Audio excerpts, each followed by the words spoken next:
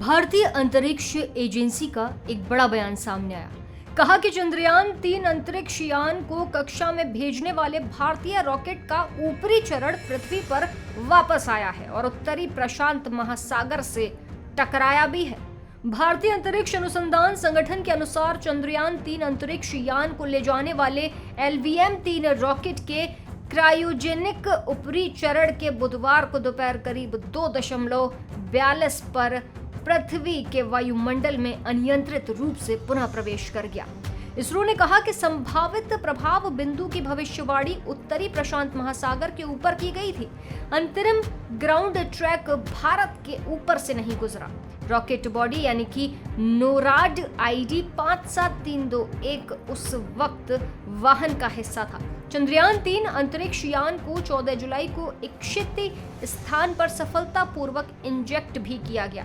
इस प्रकार LVM-3 M4 cryogenic ऊपरी चरण का मिशन के बाद का कक्षीय जीवन काल inter agency space debris coordination committee द्वारा अनुशंसित LEO वस्तुओं के लिए 25 वर्षीय नियम के पूरे तरीके से अनुपालन में है। इसरो ने कहा कि चंद्रयान-3 के प्रक्षेपण के बाद संयुक्त राष्ट्र और IGADC द्वारा निर्धारित अंतरिक्ष मलबे शमन दिशा निर्देशों के अनुसार आकस्मिक विस्फोटों के जोखिम को कम करने के लिए सभी अवशिष्ट प्रणोदक और ऊर्जा स्रोतों को हटाने के लिए ऊपरी चरण को भी निष्क्रिय किया गया था। अंतरिक्ष स्तर पर स्वीकृत दिशा निर्देशों के अनुपालन में इस रॉकेट निकाय का निष्क्रियता और मिशन के बाद निपटान एक बार फिर बाहरी अंतरिक्ष गतिविधियों को दीर्घकालिक स्थिरता को बनाए रखने के लिए भारत की प्रतिबद्धता की पुष्टि करता है।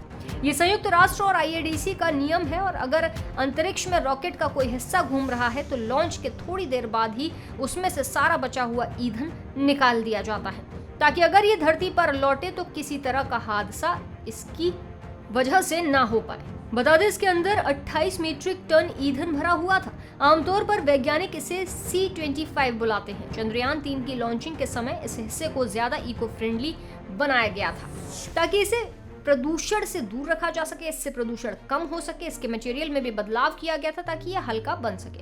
5 महीने बाद चंद्रयान-3 के रॉकेट का हिस्सा अमेरिका के प्रशांत महासागर में गिरा।